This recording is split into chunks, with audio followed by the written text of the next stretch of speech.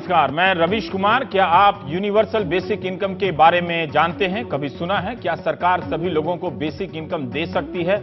Basic income है क्या? क्या ये बेरोजगारी भत्ता है? क्या ये वृद्धावस्था पेंशन है? क्या कोई सरकार करोड़ों लोगों को बेसिक इनकम दे सकती है? दुनिया भर में इस पर बात होने लगी है। अभी कहीं दिया नहीं जा रहा है। तमाम योजनाओं को देखेंगे तो सरकार नागरिकों के एक तबके को, बड़े तबके को मदद राशि देती है, लेकिन यूनिवर्सल बेसिक इनकम कुछ अलग जान पड़ता है। हम आज के प्राइम टाइम में इस पर बात करेंगे, लेकिन चंद लेख पढ़कर लगा कि इसका मतलब यही है कि सरकार सभी को, यानी गरीबी रेखा से नीचे के लोगों से लेकर आप हम जैसे सभी लोगों को बेसिक इनकम दे, महीने के हिसाब से एक तय राशि। इसी साल जून में इस बात को लेकर स्विट्जरलैंड में जनमत संग्रह हुआ कि बिना शर्त सभी को बेसिक इनकम दिया जाए और इसके लिए संविधान में बदलाव हो। वहां खूब बहस हुई, अभियान चला, प्रचार हुआ, सरकार और संसद ने विरोध किया कि इससे तो लोग काम ही नहीं करेंगे और एक दिन ऐसा आएगा कि जब लोग ही काम लायक नहीं रहेंगे। स्विट्जरलैंड यूरोप ही नहीं, दुनिया का बेहतर जीवन स्तर वाला देश है। 80% आबादी के पास काम है। ऐसे देश में यूनिवर्सल बेसिक इनकम को लेकर बहस ही क्यों हुई कि सभी नागरिक को हर महीने सरकार $2,524 दे। जनमत संग्रह में यह प्रस्ताव हार गया। 77% वोट से यह प्रस्ताव रिजेक्ट हुआ। यूरोप के कई देशों में इस पर बहस हो चुकी है, हो रही है। कई राजनीतिक दल हैं जो अब इसे अपने घोषणा पत्रों में जगह देने लगे हैं। कनाडा, फिनलैंड, नीदरलैंड भी इस पर जनमत संग्रह कराने का विचार कर रहे हैं। अभी अपने आप से माहौल में आप यही सुनते होंगे कि सरकार को लोक कल्याणकारी राज्य, वेलफेयर स्टेट की धारणा से मुक्ति पा लेनी चाहिए। सरकार का काम है कि बिजनेस करे, बिजनेस का माहौल बनाए, रोजगार के सृजन का वातावरण पैदा करे। सरकार के खाते में सब्सिडी का हिस्सा कम से कम होता चला जाए। लेकिन अगर सरकारें कभी इस नीति पर पहुंचती हैं कि सभी योग्य अयोग्य नागरिकों को बेसिक सैलरी जैसी कोई राशि दी जाएगी, तो फिर सब्सिडी कम करने वाले तर्कों का क्या होगा? क्या नई सब्सिडी आ जाएगी जो इससे भी विशाल होगी? वो धारा इतनी मजबूत हो चुकी है जो चाहती है कि सब्सिडी का दौर खत्म हो, कि अब जब कोई यूनिवर्सल बेसिक इनकम की बात करेगा, यही लगेगा कि कोई ख्याली पुलाव पका रहा है। कोई पुराने जमाने का कम्युनिस्ट होगा या फिर स्पेशलिस्ट या माफ कीजिएगा सोशलिस्ट होगा। पूंजीवाद पर चल चुकी दुनिया में यह ख्याल कैसा अजीब है, मगर यह ख्याल पनपा ही है अमीर देशों में जहां कम्युनिस्ट पार्टी का कोई खास आधार तक नहीं। अमेरिका के सिलिकॉन वैली की एक कंपनी है वाई कॉम्बिनेटर। ये फंडिंग कंपनी है जो स्टार्टअप कंपनियों को मदद देती है। इसने कैलिफोर्निया में बेसिक इनकम को लेकर पायलट प्रोजेक्ट शुरू करने का ऐलान किया। कंपनी का कहना है कि वो इस बात का अध्ययन करना चाहती है कि बेसिक इनकम का भुगतान कैसे हो, इसका डेटा कैसे जमा किया जाए। कंपनी के प्रेसिडेंट का कहना है कि जिस तरह से टेक्नोलॉजी के कारण नौकरियां जा रही हैं, एक दिन बेसिक इनकम लागू करना ही पड़ जाएगा। एक आलोचना यह भी है कि इससे तो सरकार गरीबों को छोड़ मिडिल क्लास को पैसा देने लगेगी। नतीजे में हो सकता है कि गरीबी ही बढ़ जाए। खैर, वाई कॉम्बिनेटर कैलिफोर्निया के 100 परिवारों का चयन कर इस पर यह प्रयोग करने जा रही है। चाहे वो नौकरी में हो या ना हो, उन्हें हर महीने $1000 से $2000 दिया जाएगा, देखने के लिए कि उनका जीवन स्तर कैसे बदलता है, जीवन कैसे बदलता है। आप भी मेरी तरह सोच रहे होंगे कि अगर सरकार सभी को बेसिक इनकम देने लगे तो कोई काम ही नहीं बचेगा, काम ही नहीं करेगा, लोग आलसी हो जाएंगे। हम आज के मेहमान बीजेडी सांसद जय पांडा से भी बात करेंगे इस बारे में, जिन्होंने टाइम्स ऑफ इंडिया में यूनिवर्सल बेसिक इनकम पर लिखा है। इकोनॉमिक टाइम्स में कुछ दिन पहले स्वामीनाथन अंकलेश्वरैया साहब ने भी लिखा है।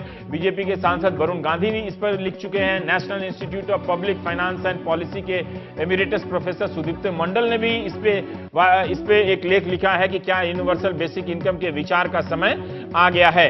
अमेरिका की एक रूढ़िवादी थिंक टैंक संस्था है कैटो इंस्टीट्यूट। वहां के विद्वान मिशेल टैनर और मैट ज़ोलिंस्की की दलील है कि अमेरिका का जो मौजूदा सामाजिक सुरक्षा सिस्टम है वो भयावह है, वो फेल हो चुका है। वहां के केंद्र और राज्य हर साल $1 अरब इस पर खर्च करते हैं। इसके बावजूद अमेरिका की 16% आबादी गरीबी रेखा से नीचे रहती है। इसलिए मौजूदा सभी योजनाओं को बंद कर हर अमेरिकी नागरिक को साल में $10,000 मिलना चाहिए, बशर्ते उसकी उम्र 21 साल की हो। कई लोगों को लगता है कि इस स्कीम में झंझट कम है, क्योंकि आप पात्रता की शर्तें नहीं लगाते, नौकरशाही नहीं रखते, किसे मिलेगा किसे नहीं मिलेगा, इस पर खर्चा कम हो जाता है। हम अक्सर ये नहीं सोचते कि जिन्हें काम नहीं मिल रहा है उनकी हालत क्या होती होगी। भारत में मनरेगा जैसी योजना है जो कम से कम 100 से 150 दिनों के लिए रोजगार देने की बात करती है ये योजना। हकीकत में भले पूरी तरह से लोगों को रोजगार ना देती हो, लेकिन क्या ये स्कीम यूनिवर्सल बेसिक इनकम जैसी योजना का लघु संस्करण है? दुनिया की हर सरकार सबको काम देने की चुनौती से जूझ रही है। हाल ही में हमने प्राइम टाइम में इस पर चर्चा भी की थी कि भारत में 2015 में सिर्फ 1,35,000 नौकरियों का ही सृजन हुआ। 2013 से 15 के बीच भारी गिरावट आई। हर दिन 550 नौकरियां खत्म होती जा रही हैं। इस साल इंजीनियरिंग कैंपस में नौकरियों में 20% की गिरावट आ सकती है। काम कर सकने वाली आबादी का 1/3 बेकार रहेगा। 68% कामगार परिवारों की मासिक आमदनी सैलरी 10,000 से अधिक नहीं है। बताइए, इतना बड़ा हिस्सा 10,000 से भी कम पे गुजारा कर रहा है। ये सारे आंकड़े अलग अलग अखबारों की रिपोर्ट से हमने जुटाए हैं। विश्व बैंक ने भी एक रिपोर्ट जारी की है कि आने वाले कई दशकों में भारत में 69% नौकरियां रोबोट के कारण खत्म हो जाएंगी। प्रणब वर्धन, विजय जोशी जैसे अर्थशास्त्रियों ने भी इसकी वकालत की है यूनिवर्सल बेसिक स्कीम की। इनका मानना है कि भारत में इसे आजमाया जा सकता है और बेहतर जगह है। कि इसके मॉडल क्या होंगे, इसके लिए पैसा कहां से आएगा, ये सब सवाल तो है, लेकिन हमारे दिमाग में मौजूदा ढांचा इस कदर घुस गया है कि यह विचार या तो बेकार लगता है या फिर समझ से बाहर। टेक्नोलॉजी की दुनिया तेजी से बदल रही है। आप आए दिन अखबारों के रंगीन पन्नों में पढ़ते होंगे कि बिना ड्राइवर के कार और बस चलाने की टेक्नोलॉजी विकसित की जा रही है। ट्रायल चल रहे हैं, अपने अंतिम चरण में है। एक तरफ भारत में ही ओला और उबर ने लाखों नए ड्राइवर पैदा कर दिए, दूसरी तरफ हम इन ट्रायल पर कितना यकीन करें कि ये जल्दी ही लाखों ड्राइवर की बिरादरी को खत्म करने वाले हैं। वैसे हम बिना गियर और क्लच वाली ऑटोमेटिक कार चलाने लगे हैं। एक और तकनीकी प्रयोग है आर्टिफिशियल इंटेलिजेंस का। इससे मशीन आदमी को शतरंज के खेल में हरा देती है। अमेरिका के वॉल स्ट्रीट में 2 एक्सचेंज ऑपरेटर ने ऐलान किया है कि वे आर्टिफिशियल इंटेलिजेंस, जिन्हें एआई कहा जाता है, टूल लॉन्च करने जा रहे हैं, जिसका काम होगा कि बाजार के उतार चढ़ाव पर नजर रखे। तो क्या ड्राइवर के साथ साथ शेयर बाजार के उस्ताद भी गायब हो जाएंगे और सब कुछ आर्टिफिशियल इंटेलिजेंस से होने लगेगा? शेयर खरीदना, शेयर बेचना, ताकि धोखाधड़ियों को आसानी से पकड़ लिया जाए, जिसे पकड़ने में आदमी चूक जाता है। जब ये वॉल स्ट्रीट में आ जाएगा तो सोचिए वहां से भारत आते आते कितनी देर लगेगी। क्या हम जानते हैं कि भारत में नहीं है? टेक्नोलॉजी की रफ्तार तेज हो गई है और लोग भी। यूपी में सपा सरकार ने स्मार्टफोन का वादा किया तो लाखों लोगों ने वेबसाइट पर जाकर रजिस्ट्रेशन कराया। इसका मतलब लाखों की संख्या में लोग सहज होते जा रहे हैं। आए दिन केंद्र से लेकर तमाम राज्य सरकारें ऐप जारी कर रही हैं। बहुत से लोग इस टेक्नोलॉजी की दुनिया से अब भी बाहर हैं, लेकिन बहुत से लोग, जिसमें आम लोग भी शामिल हैं, हम और आप शामिल हैं, इसके दायरे में तेजी से आते जा रहे हैं और रह रहे हैं। अगर आप ओला या उबर कार से चलते होंगे तो आपके ही शहर का वो पुराना ड्राइवर अब रास्तों को नहीं जानता है, बल्कि नहीं जानना चाहता है। स्मार्टफोन पर गूगल मैप ऑन करता है और वही रास्ता बताता है, उसके पीछे पीछे चलता है, जैसे वो दिल्ली का होकर भी दिल्ली में नहीं बल्कि जापान में कार चला रहा हो। आज ही मैंने अनुभव किया कि ड्राइवर ने अब रास्तों को याद करने की मानसिक प्रक्रिया को छोड़ दिया है। एक तरह से मशीन पर निर्भर होते होते आदमी भी मशीन हो रहा है। अगर गूगल मैप ना हो और स्मार्टफोन ना हो तो मुमकिन है कि बहुत से लोग शाम को अपने घर ही ना पहुंच पाए।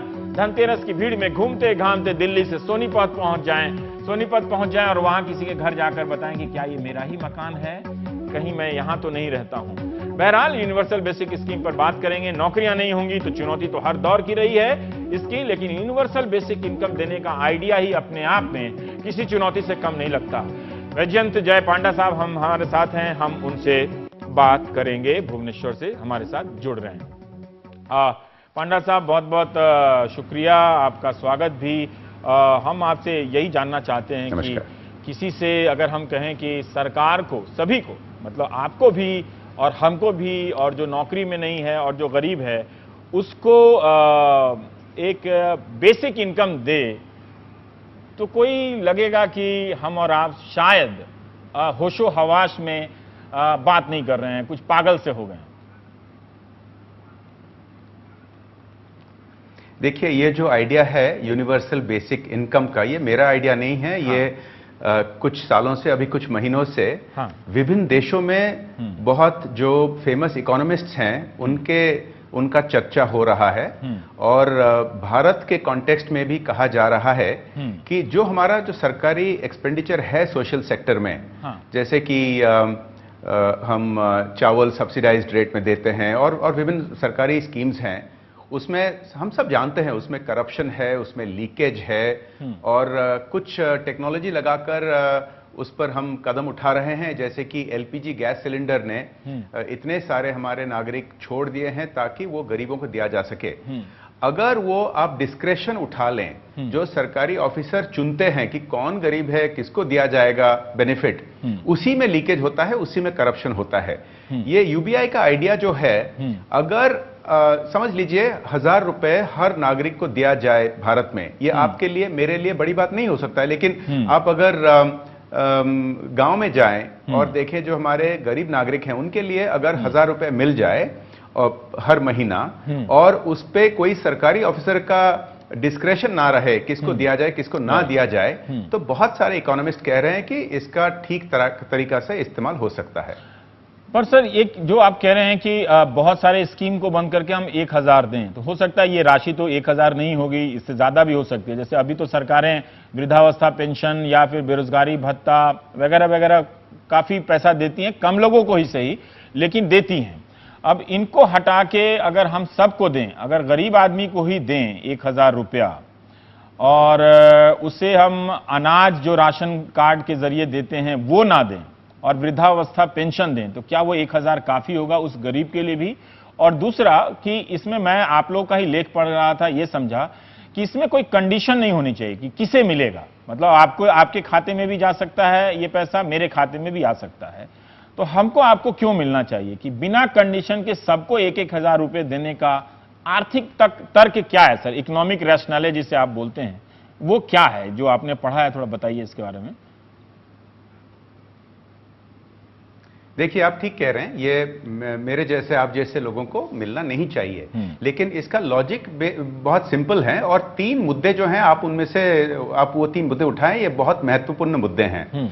पहले तो मैंने जैसे बताया कि जो हम टारगेटिंग करते हैं, वो टारगेटिंग ठीक लोगों के पास, ठीक नागरिक के पास बहुत मैक्सिमम टाइम नहीं पहुंचता है। मैंने बताया कि उसमें करप्शन होता है, और जो स्टडीज आ रहे हैं वो कह रहे हैं, देखिए आप जैसे कि पेट्रोल या डीजल में सब्सिडी दिया जा रहा है, वो मध्यम वर्ग नागरिकों को मिलता है, बिल्कुल गरीब जो है वो उसका फायदा नहीं ले सकते हैं। तो अगर यूनिवर्सल बेसिक इनकम का एडवांटेज ये होगा कि अगर सबको आप दे दें 1000 रुपए, तो शायद आप ना भी लें, मैं ना भी लूं, क्योंकि हमारे लिए शायद 1000 रुपए का इतना इंपॉर्टेंस नहीं होगा, लेकिन जो सचमुच गरीब हैं वो लेंगे और उनके लिए काम में आएगा। दूसरा मुद्दा आपने उठाया कि 1000 रुपए में होगा क्या, तो इस पर बहुत सारे इकोनॉमिस्ट चर्चा कर रहे हैं, जैसे कि ऑक्सफोर्ड के professor Vijay Joshi, university of California का प्रोफेसर प्रणब वर्धन, और बहुत सारे। वो कह रहे हैं जो हमारा ऑफिशियल जो गरीबी रेखा है, जो पॉवर्टी लाइन है, उसमें तकरीबन साल को 12-13 हजार रुपए का कमी होता है, तो मिनिमम लेवल, मिनिमम स्टैंडर्ड को पहुंचने के लिए। तो अगर 1000 रुपए पर महीना दिया जा सकता है, तो उनका कहना है कि जो मिनिमम पॉवर्टी से ऊपर आ जाएं। ऐसा नहीं है कि 1000 रुपए पर महीना पे बाकी सब जो आपके नीड्स हैं, वांट्स है, वो सब मिल जाएगा, लेकिन खाने का बेसिक कुछ मिल जाएगा। और आप ठीक कह रहे हैं, बाकी सब जो दिया जा रहा है ये कंडीशनल होना चाहिए, नॉन कंडीशनल होना चाहिए। ये इकोनॉमिस्ट कह रहे हैं कि यूनिवर्सल बेसिक इनकम जो है ये अनकंडीशनल देना चाहिए, बिल्कुल गरीबी रेखा के ऊपर रखने के लिए हमारे नागरिकों को। उसके बाद शायद ऐसे थोड़े कुछ बेनिफिट्स दिया जा सकता है जो कंडीशनल हो, जैसे कि अगर आपके बच्चे स्कूल में रहें, अटेंडेंस ठीक रहे, तो थोड़ा कुछ एक्स्ट्रा दिया जा सकता है। लेकिन ये जो एरिथमेटिक कितना काट के कितना दे सकते हैं, इस पर चर्चा हो रहा है। और एक और मुद्दा है कि ये देने से ऐसा तो नहीं होगा कि लोग काम करना बंद कर दें। इस पर इकोनॉमिस्ट कह रहे हैं कि अगर ये 1000 रुपए रखे तो वो नहीं होगा, क्योंकि 1000 रुपए सिर्फ बेसिक पॉवर्टी को ये टैकल कर सकता है, उसके बाद भी आपको काम करना पड़ेगा। अगर आप 10,000 रख दें हर महीना, शायद ये होगा कि काम करने के लिए नहीं चाहेंगे लोग। मैं सिर्फ ये कह रहा हूं कि जो टेक्नोलॉजी आ रहा है, बहुत सारे नौकरियां नहीं रहेंगे हमारे देश में। वर्ल्ड बैंक के कहने का मुताबिक 69%, 69% जो नौकरियां हैं नहीं रहेंगे। तो इस तरह का स्थिति अगर होने वाला है, जो नए आइडियाज पे हमें चर्चा करना चाहिए। मैं नहीं कह रहा हूं कि ये ऐसा ही होना चाहिए, मैं कह रहा हूं कि दुनिया भर मशहूर इकोनॉमिस्ट इसको चर्चा कर रहे हैं, हमें भी चर्चा करना चाहिए। पर सर एक आपने रोबोट की बात की कि मैं भी आपके ही लेख से बहुत जगह रिसर्च करने लगा कि कहाँ क्या क्या हो रहा है। आर्टिफिशियल इंटेलिजेंस अब वो शेयर मार्केट में जाकर शेयरों की खरीद बिक्री करेगा, निवेश करेगा, तुरंत पैसा निकालेगा। लेकिन बहुत लोग कहते हैं कि ये बहुत दूर की बात है। मतलब भारत जैसे देश में रोबोटिक इम्पैक्ट असर होने में शायद कई दशक लग जाएं। तो क्या हम इस आइडिया को बहुत जल्दी डिस्कस कर रहे हैं? आप एक बात सही कह रहे हैं कि इस पर मतभेद है कि ये टेक्नोलॉजी का असर कब लगेगा हमारे देश में। मैं 2-3 उदाहरण आपको देना चाहता हूं। अभी जापान में आईबीएम कंपनी का एक कंप्यूटर है, आर्टिफिशियल इंटेलिजेंस इस्तेमाल करता है, उसका नाम है वॉटसन। वो अभी ट्रायल्स में जो हमारे ह्यूमन डॉक्टर्स हैं उनसे बेहतर परफॉर्म करता है कैंसर को डायग्नोस करने के लिए। तो अभी लग रहा है कि कई जगह डॉक्टर्स की जरूरत नहीं पड़ेगी, डायग्नोसिस के लिए आपके आर्टिफिशियल इंटेलिजेंस कंप्यूटर्स कर सकेंगे। पिछले महीना मैं अमेरिका में था, सिलिकॉन वैली में, और मैंने देखा एक ड्राइवरलेस कार जो गूगल का, वो रास्ते पर हम जा रहे थे एक गाड़ी पे और उसके साइड पे ये गाड़ी में ड्राइवरलेस कार चल रहा था। तो मैं खुद आंखों में देख के आया हूं कि ड्राइवरलेस गाड़ी चल रही है। अभी बहुत सारे जगह में ट्रायल्स हो रहे हैं। मतभेद हो सकता है कि ये 3 साल में लागू हो जाएगा या 5 साल में या 10 साल में, लेकिन जब भी भारत में लागू होगा आप अनुमान कर पा सकते हैं कि कितने करोड़ों लोगों को जो नौकरी मिलती है, ड्राइवर हो, ट्रक ड्राइविंग हो, उनका शायद नौकरी में दिक्कत आएगा, इफेक्ट होगा। पर एक चीज है, भारत और जो आप जिन देशों का आपने जिक्र किया है, नीदरलैंड, फिनलैंड, कनाडा, ये सब काफी बेहतर देश माने जाते हैं जीवन स्तर के हिसाब से। स्विट्जरलैंड, वहां पे तो ये इसकी बात गरीबी दूर करने के तौर पर नहीं हुई, कम से कम इन देशों में। जैसे आपके जवाब से ऐसा कई बार आया कि जो हमारा जो एक गरीब तबका है, ज्यादा बड़ा है, उसको हम एक बेहतर सब्सिडी का एक नया विकल्प दें। लेकिन उन देशों में तो वो लोग जो नौकरी कर रहे हैं, अच्छे खासे घरों के हैं, जिनकी लाइफ एक्सपेक्टेंसी 83 साल है, जीवन प्रत्याशा, उनको $2,000-$2,500 हर महीने बेसिक इनकम देने की बात पे वहां पर विचार होने लगा है। देखिए, हर देश का खर्चा लेवल अलग अलग होता है। 1000 रुपए में जो मिलेगा भारत में, 1000 रुपए का इक्विवेलेंट डॉलर्स में वो अमेरिका में नहीं मिलेगा, जो परचेजिंग पावर पैरिटी होता है एक्सचेंज रेट में। तो आप ठीक कह रहे हैं। स्विट्जरलैंड में एक्चुअली उनका जो हुआ था रेफरेंडम, उसमें इसको मना कर दिया गया कि हर नागरिक को $2,500 दिया जाना चाहिए। लेकिन फिनलैंड में अगली साल से 2017 से वो एक्सपेरिमेंट शुरू कर रहे हैं, ट्रायल बेसिस पे कुछ हजारों नागरिकों को $600 देने के लिए। लेकिन $600 देने के जगह जो उनको अभी मिल रहा है कुछ बेनिफिट्स, वो शायद निकालेंगे।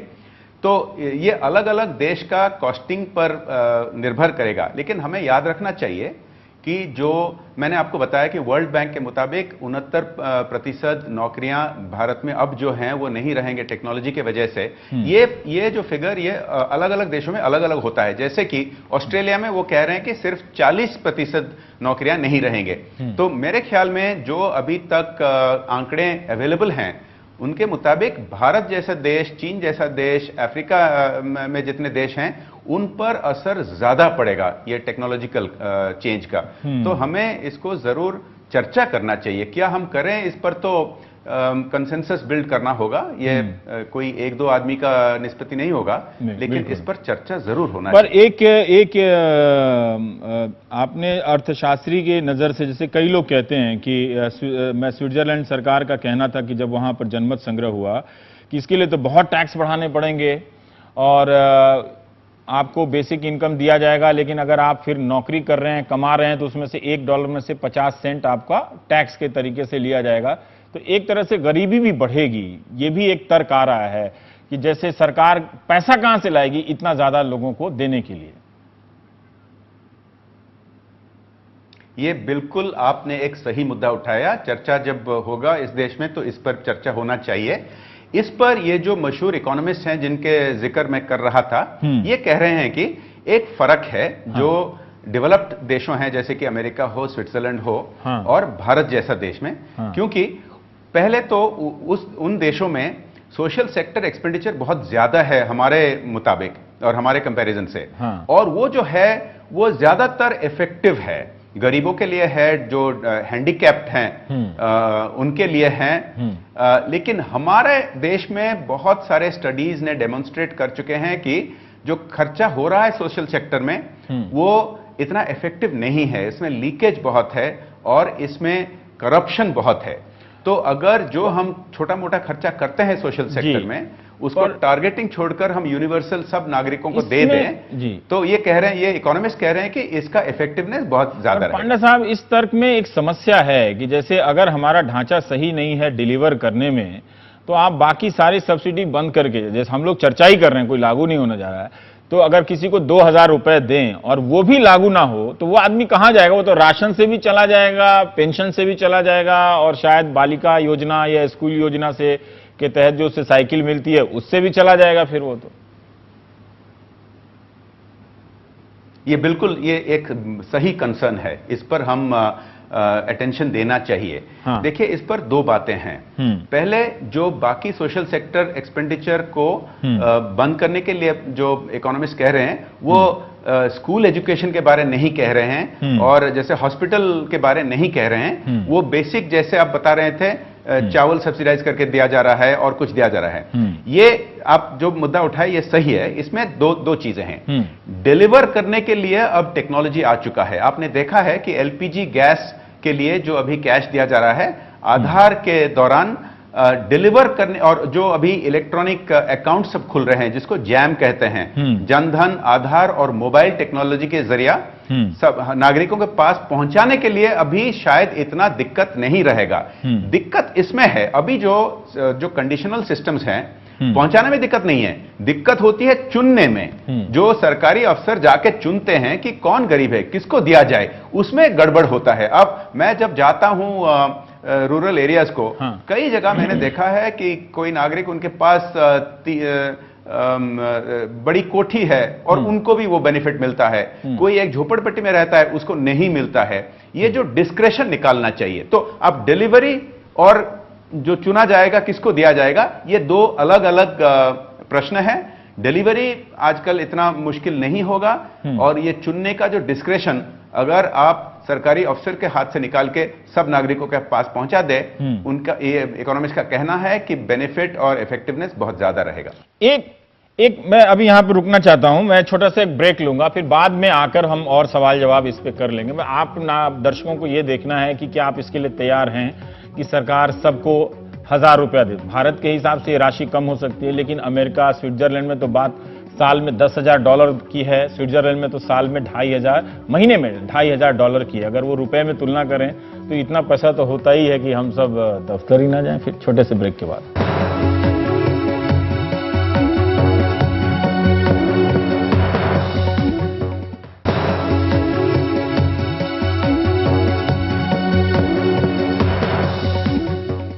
अब के राजनीतिक दलों में, यहां भी और दुनिया में अन्य जगहों पर भी, ये साहस है, वैचारिक साहस, आइडियोलॉजिकल करेज की बात कह रहा हूं, कि अब वो लोग स्टेट के वेलफेयर स्टेट के रूप की धारणा से, जो लोक कल्याणकारी धारणा है उसका जो स्वरूप है, उससे बहुत आगे निकल आए हैं। अब वो लौट के एक तरह से एक पूरी सब्सिडी की स्कीम लॉन्च कर पाएंगे क्या? मतलब उस पर जाएंगे कि उनका खर्चा और बजट वगैरह को देखते हुए? तो कौन कह रहा है कि वेलफेयर स्टेट को बंद किया जाए? ये जो इकोनॉमिस्ट जो सजेशन दिए हैं, जो आइडिया चर्चा अभी हो रहा है, वो कह रहे हैं कि जो इनफेक्टिव खर्चा हो रहा है, जो सचमुच गरीब नागरिकों के पास नहीं पहुंच रहा है, कैसे हम तरीका निकालें ताकि ये गरीब नागरिकों को पास पहुंचे। और अगर यूनिवर्सल कर दें, जैसे कि वो कह रहे हैं कि शायद आप जैसा, मैं जैसा लोग 1,000 या 2,000 रुपए हर महीना लेने के लिए कष्ट भी ना करें, लेकिन बाकी जिनके लिए ये एक फर्क पड़ता है वो लेंगे। तो वेलफेयर स्टेट को बंद करने के लिए का ये प्रस्ताव नहीं है, ये प्रस्ताव है कि इसको इफेक्टिवनेस कैसे बढ़ाया जाए। और मैं ये भी कहना चाहूंगा, ये ऐसा नहीं हो सकता है कि इन वन गो इसको सारे देश में लागू किया जाए। जहां भी हो रहा है, फिनलैंड में हो रहा है, कैलिफोर्निया में हो रहा है, वो एक्सपेरिमेंटल बेसिस पे हो रहा है, कई जगह 5-6 हजार नागरिकों को लेकर। तो मेरे ख्याल में ऐसे कुछ 6, 8, 10 डिस्ट्रिक्ट में हमारे देश में शायद एक्सपेरिमेंट शुरू करना चाहिए ताकि हम देख सकें सचमुच ये ज्यादा इफेक्टिव होगा या नहीं होगा। अगर होगा तो इसको एक्सपेंड कर सकें। इसमें आपके संसद में जो सहयोगी हैं वरुण गांधी, उनका आर्टिकल में पढ़ रहा था तो उन्होंने जिक्र किया है कि मध्य प्रदेश में 6000 लोगों पर जो जिस प्रयोग की आप बात कर रहे हैं उन्हें महीने में 100 से 300 रुपया भत्ता जैसा दिया गया, उन पर ये कोई प्रयोग चल रहा है।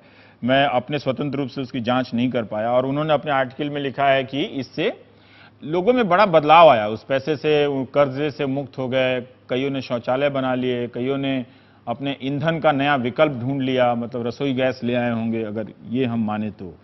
लेकिन फिर भी मैं इस पे एक बार और आना चाहता हूं कि छोटा छोटा प्रयोग करना और जो विकसित देशों में जो इसकी चर्चा हो रही है वहां क्या हम सर मान चुके हैं या आप ये देख रहे हैं कि तमाम दुनिया के तमाम इकोनॉमी में रोजगार पैदा करने की क्षमता पहले जैसी नहीं रही, तो अब आपको ऐसे उपायों पर जाना ही पड़ेगा? मैं ये मानता हूं क्योंकि आप देखिए अभी जो भारत का इकोनॉमी है, कहा जा रहा है कि 8% जीडीपी ग्रोथ रेट पहुंच चुका है और सारा दुनिया में इसको सेलिब्रेट किया जा रहा है कि भारत अभी है दुनिया का फास्टेस्ट ग्रोइंग लार्ज इकोनॉमी। लेकिन अगर आप देखिए जितना नौकरी इसमें से होना चाहिए वो शायद नहीं हो रहा है और ये शायद ये टेक्नोलॉजी के वजह से, ऑटोमेशन के वजह से, क्योंकि 10, 15, 20 साल पहले जब 8% ग्रोथ होता था कोई इकोनॉमी में, भारत में भी, तो बहुत सारे नौकरियां क्रिएट किया जाते थे। अभी शायद ऐसा नहीं हो रहा है बिकॉज ऑफ ऑटोमेशन। तो हमें out of the box thinking जो कहते हैं, कोई नई तरीका ढूंढना पड़ेगा। और आपने जो मध्य प्रदेश का उदाहरण दिया, मैं उस पर डिटेल्स पता नहीं है, लेकिन विभिन्न देशों में और राज्यों में जहां तक कंडीशनल इंसेंटिव्स दिया जा रहा है, जैसे कि उड़ीसा में हमारा एक ममता स्कीम है, गर्भवती महिलाओं को 5000 रुपए दिया जाता है कि वो जन्म देने से पहले हॉस्पिटल आते हैं, टेस्टिंग कराते हैं और जन्म देने के लिए घर में नहीं, वो प्राइमरी हेल्थ सेंटर को जाके देते हैं। और उस पे जो देखा जा रहा है पिछले 3-4 साल से, इन्फेंट मोर्टेलिटी जो है बहुत कम गया है, मैटरनल मोर्टेलिटी बहुत कम गया है।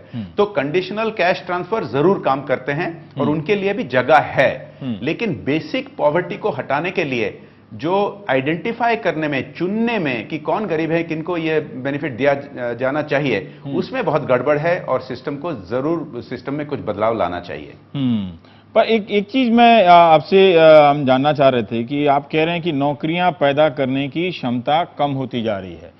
ये दुनिया की किसी भी सरकार के लिए चुनौती होगी, राज्य सरकारों के लिए भी चुनौती होती होगी, लेकिन जो ऑटोमेटिक तरीके से चीजें आ रही हैं, तो अगर हम सब बेरोजगारों की फौज और गरीबी से नीचे चले जाएंगे तो कोई अर्थव्यवस्था तरक्की कर ही नहीं सकती। उसे एक परचेसिंग पावर, क्रय शक्ति तो चाहिए उनकी बनाई हुई चीजों को खरीदने के लिए।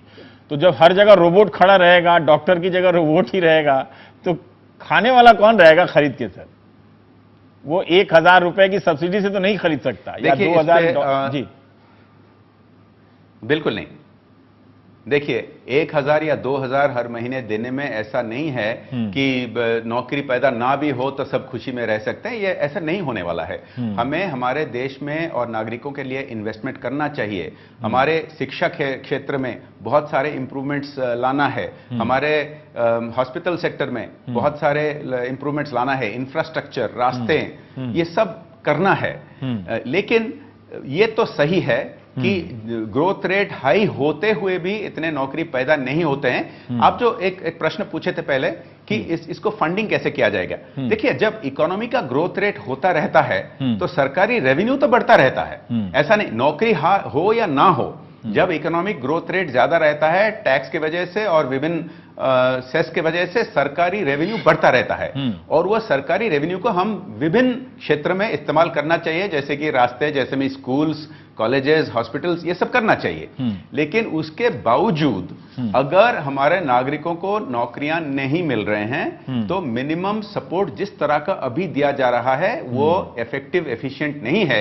उसको कैसे हम इंप्रूव करें, इसका जिक्र होना चाहिए। एक चीज मैं देखा कि भारत के अखबारों में भी, मतलब अगर कोई स्विट्जरलैंड वाला कहे कि हम ये अपने यहाँ आइडिया डिस्कस कर रहे हैं, तो आप लोगों की वजह से भारत के अखबारों में भी, पत्रकारों से लेकर लोगों ने काफी कुछ लिखा है। तो हम भी बता सकते हैं कि हमने भले रेफरेंडम ना किया हो, लेकिन काफी चर्चा इस पे हुई है लेकिन बहुत सारे काउंटर क्वेश्चन हैं। पर पांडा साहब, जो तमाम जो अर्थशास्त्रियों के शोध हैं, पर आपको ये दिख रहा है कि ये एक नए विचार के रूप में जन्म ले रहा है और काफी पौधा ऊपर तक आ गया है, भले ही लागू ना हुआ हो, लेकिन हाँ, इसका स्वरूप अमीर देशों में अलग है। भारत जैसे विकासशील देश या जहां पर गरीब ज्यादा हैं, वहां पर अलग होगा दोनों जगह पे। देखिए, जो प्रश्न आ रहे हैं ये आना भी चाहिए और इसका चर्चा होना चाहिए। ऐसा ये कोई फेट अकॉम्प्ली नहीं है कि सब पता चल गया कि ये कैसे होना चाहिए। मैं ये कह रहा हूं कि अब तक सिर्फ मशहूर इकोनॉमिस्ट्स ने इस आइडिया का चर्चा कर रहे हैं। मैं चाहता हूं कि हमारे पॉलिटिशियंस पार्लियामेंट में और हमारे पब्लिक फोरम में, जैसे आज आप कर रहे हैं टेलीविजन पर, इस पर चर्चा होना चाहिए। और आम आदमी जो हमारे नागरिक हैं, उनके बहुत सारे प्रश्न होंगे और होना भी चाहिए। ऐसा कोई जल्दबाजी में नहीं होना चाहिए ऐसा एक मेजर शिफ्ट।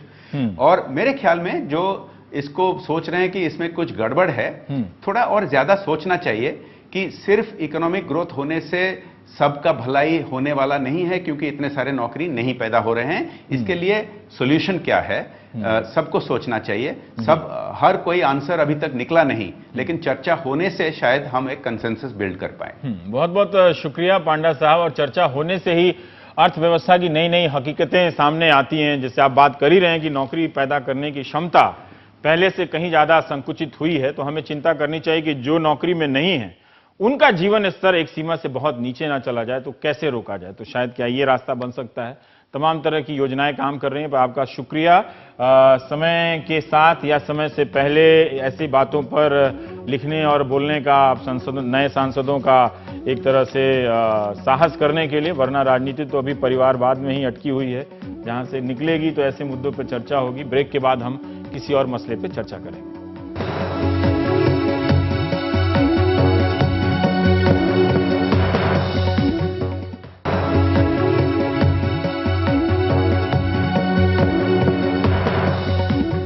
जाने कितने महीने से हम और आप सुन रहे हैं कि सुप्रीम कोर्ट और सरकार के बीच जजों की नियुक्ति को लेकर विवाद चल रहा है। सरकार के कई बयान आपको गूगल करने से मिल जाएंगे कि जजों की नियुक्ति में पारदर्शिता बरती जा रही है, सरकार बहुत तत्पर है, कोई टकराव नहीं है। सुप्रीम कोर्ट के मुख्य न्यायाधीश के भी अनेक बयान आपको गूगल के तहखाने में मिल जाएंगे कि सरकार जल्दी करे, न्याय के काम में देरी हो रही है। शुक्रवार को मुख्य न्यायाधीश का सब्र टूट गया। ये सब्र कई बार टूट चुका है। वो प्रधानमंत्री के सामने आंसू भी बहा चुके हैं, लेकिन आज शुक्रवार को उन्होंने कहा कि प्रशासनिक उदासीनता इस संस्थान को, न्यायपालिका को खराब कर रही है। आज हालत यह है कि कोर्ट को ताला लगाना पड़ा है। कर्नाटक हाई कोर्ट में पूरा ग्राउंड फ्लोर बंद है। क्यों ना पूरे संस्थान में ताला लगा दिया जाए और लोगों को न्याय देना बंद कर दिया जाए। ये बड़ा ही बहुत ही सख्त टिप्पणी है। लोगों को न्याय देना बंद कर दिया जाए। हो क्या रहा है सरकार और सुप्रीम कोर्ट के बीच? जजों की नियुक्ति किस प्रक्रिया से हो, इसे लेकर विवाद चल रहा है। लेकिन क्या कोई प्रक्रिया अंतिम रूप से तय नहीं होगी? जब तक तय नहीं होगी तब तक कोई जज नियुक्त ही नहीं होगा। आज पूरे देश के हाई कोर्ट में जजों की संख्या 1079 होनी चाहिए, लेकिन 464 जजों के पद खाली हैं, करीब।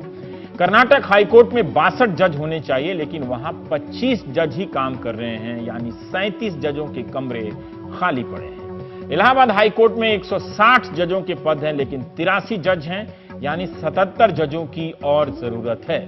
चीफ जस्टिस ने कहा कि 9 महीने पहले इलाहाबाद के जजों की सूची दे दी गई थी। सरकार अब तक उस पर क्यों बैठी हुई है? अगर कोई समस्या है, आपत्ति है, तो कोर्ट को बताए, हम उस पर फिर से विचार करेंगे। इसका कोर्ट के काम पर क्या असर पड़ रहा होगा, कोई भी अंदाजा लगा सकता है। लेकिन चीफ जस्टिस का इस तरह से सब्र टूटना क्या इस बात का भी संकेत है कि सरकार और न्यायपालिका के बीच बुनियादी संवाद या समझदारी, तालमेल काफी कमजोर हो चुकी है? Chief justice JS. ठाकुर ने कहा कि दोनों को आमने सामने नहीं होना चाहिए, टकराना नहीं चाहिए। हम बड़े सब्र से काम कर रहे हैं। केंद्र सरकार की ओर से अटॉर्नी जनरल मुकुल रोहतगी ने कहा कि हाईकोर्ट के जजों की सूची में कई नाम हैं जो सही नहीं है। सरकार जजों की नियुक्ति की प्रक्रिया तय करने के लिए मेमोरेंडम ऑफ प्रोसीजर तैयार कर रही है। चीफ जस्टिस ने कहा कि हमें न्यायिक आदेश निकालने पर सरकार मजबूर ना करे। हमारे सहयोगी आशीष भार्गव साथ हैं जो सुप्रीम कोर्ट कवर करते हैं। उनका कहना है कि कोर्ट ने फरवरी महीने में ही हाईकोर्ट के चीफ जस्टिस के तबादले की सूची भेजी थी, उस पर भी सरकार ने कुछ नहीं किया। क्या उस सूची में भी समस्या है? हम उनसे इन मसलों पर बात करेंगे आशीष से कि आखिर क्या वजह है कि दोनों के बीच सुलह नहीं हो रही, और अगर ऐसी बात है कि कोर्ट में ताला लगाने की नौबत आ गई है तो फिर क्यों दोनों पक्ष साथ नहीं आ पा रहे हैं। 24 अप्रैल इसी साल उस दिन एक कार्यक्रम में चीफ जस्टिस प्रधानमंत्री के सामने रो चुके हैं। उनके रोए हुए भी 6 महीना हो गया, वे फटकार लगा चुके हैं, उसके भी कई महीने बीत चुके हैं। ऐसा क्यों है? हम आशीष भार्गव से इस पर बात कर रहे हैं। आशीष, पहली बार तो नहीं है कि chief justice of India, Bharat के प्रधान न्यायाधीश ने इस तरह की तल्ख टिप्पणी की है कि कर्नाटक हाई कोर्ट का पूरा ग्राउंड फ्लोर उसमें ताला पड़ा हुआ है। तो एक तरह से ये तस्वीर की कल्पना करके ही स्थिति भयावह लगती है। फिर हम आपसे जानना चाहते हैं, आप इस मामले की, जजों की नियुक्ति की मामले की बहुत सारी सुनवाई कवर कर चुके हैं। हो क्या रहा है? क्या सरकार किसी बहाने टालती चली जा रही है, या सुप्रीम कोर्ट किसी बहाने अपनी बात से पीछे हटने के लिए तैयार नहीं है?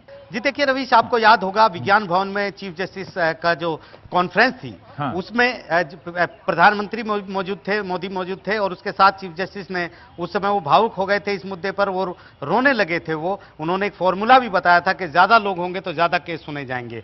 उसी केस में अगर हम इस मामले में देखें तो चीफ जस्टिस ठाकुर लगातार इस मुद्दे को उठाते रहे हैं। हाँ। वो अनुरोध भी कर चुके हैं, अपील भी कर चुके हैं, रो भी चुके हैं, भावना भी अपनी व्यक्त कर चुके हैं, और कोर्ट के भीतर वो नाराजगी भी जाहिर कर चुके हैं। अगर हम देखें एनजेसी को क्वेश्चन करने के बाद से ये मुद्दा शुरू हुआ, ये जब सरकार आई उसके बाद जो नेशनल जुडिशरी अपॉइंटमेंट कमीशन जो लेकर आए उसको कॉन्स्टिट्यूशन बेंच ने यहां पर रद्द कर दिया, और उसके बाद सरकार को कहा कि वो एमओपी लेकर आए, जो एक प्रोसीजर लाए जिसके तहत यहां पर जजों की नियुक्तियां हों जो पारदर्शी हों। तो उसको लेकर सरकार बार बार ये कह रही है कि एमओपी तैयार हो रहा है, एमओपी के तहत ये होना चाहिए, लेकिन चीफ जस्टिस लगातार ये कहते रहे हैं कि हम एमओपी के इंतजार में ये नहीं होना चाहिए कि जजों की नियुक्ति ना हो, जज जो कोर्ट रूम है वो खाली हो जाए। एक बहुत बड़ी बात ये हो जाती है जब कोर्ट रूम में देश की न्यायपालिका का मुखिया ये कह दे कि क्या न्यायपालिका को ताला लगा दिया जाए और लोगों को न्याय देना बंद कर दिया जाए। तो निश्चित तौर पर सरकार को एक बड़ी चेतावनी भी है, क्योंकि उन्होंने ये भी कहा है कि अगर हालात ऐसे ही रहे तो फिर वो सेक्रेटरी जस्टिस और पीएमओ सेक्रेटरी को तलब कर लेंगे। निश्चित तौर पर एक बड़ा मुद्दा है जिस पर गंभीर है सुप्रीम कोर्ट। क्योंकि क्या आपके ऑब्जर्वेशन में ऐसा क्या हो रहा है कि दोनों के बीच एक सहमति की बिंदु नहीं बन पा रही है? देखिए, जो एनजेएसी है उसका वो एक अलग और लंबी बहस चल रही है इस देश में, लेकिन जजों की नियुक्ति ना हो, अदालतें काम ना करें, ये स्थिति क्यों पहुंची है? मतलब क्या जो सरकार कह रही है उसमें, उसकी बातों में आपको ईमानदारी नजर आती है, या दोनों पक्ष एक तरह से टाल मटोल करने की मुद्रा में है? जी देखिए रवीश, 93 का जब जजमेंट आया था जिसमें यह तय किया गया था कि कॉलेजियम सिस्टम होगा और चीफ जस्टिस उसके मुखिया होंगे, और वो वही जजों को नियुक्त करेंगे, एग्जीक्यूटिव का कोई रोल नहीं होगा। एनजेसी क्वैश होने के बाद भी अगर कहीं ना कहीं हम देखें तो सरकार, जो केंद्र सरकार है, वो बार बार एमओपी के बहाने यही चीजें, यही दलीलें रखती हैं कि पारदर्शिता होनी चाहिए। कहीं ना कहीं केंद्र सरकार की मंशा है कि जो जजों की नियुक्ति का जो कॉलेजियम सिर्फ उसमें शामिल ना हो, उसमें केंद्र के नुमाइंदे भी हों। सुप्रीम कोर्ट ने बहुत सी लिस्ट दी होगी, मुझे नहीं मालूम, सरकार के ऐतराज भी होंगे। आज कहा कि कई जजों के नाम सही नहीं है, लेकिन क्या जिनके नाम सही हैं उनकी नियुक्ति हो रही है, या सरकार इस झगड़े के दौरान किसी जज की नियुक्ति ही नहीं हुई है? जी देखिए, बिल्कुल सही बात। यहां पर अगर हम बात करें जो मद्रास हाई कोर्ट है उसमें जरूर 17 जजों की नियुक्तियां हुई थी हाई कोर्ट के भीतर। जैसे इलाहाबाद हाई कोर्ट में 80 जजों की लिस्ट भेजी गई थी, 77 जज आज वहां काम कर रहे हैं, 160 जज होने चाहिए, 10 लाख से ज्यादा की पेंडेंसी है वहां पर। ऐसे कर्नाटक हाई कोर्ट की हालात बहुत खराब है, पूरा ग्राउंड फ्लोर जो है वो खाली है। छत्तीसगढ़ हाई कोर्ट में 22 जज होने चाहिए, 8 जज काम कर रहे हैं। इन हाई कोर्ट में नियुक्ति के लिए सुप्रीम कोर्ट ज्यादा चिंतित है, इसलिए वो बार बार केंद्र से कह रहा है। बहुत बहुत शुक्रिया पर ये लड़ाई और ये टिप्पणी। पता नहीं आप किस तरह से लेंगे, सरकार या न्यायपालिका या दर्शक, कि कर्नाटक हाई कोर्ट का पूरा ग्राउंड फ्लोर बंद है। आप देख रहे थे प्राइम टाइम चल रहा है। नमस्कार।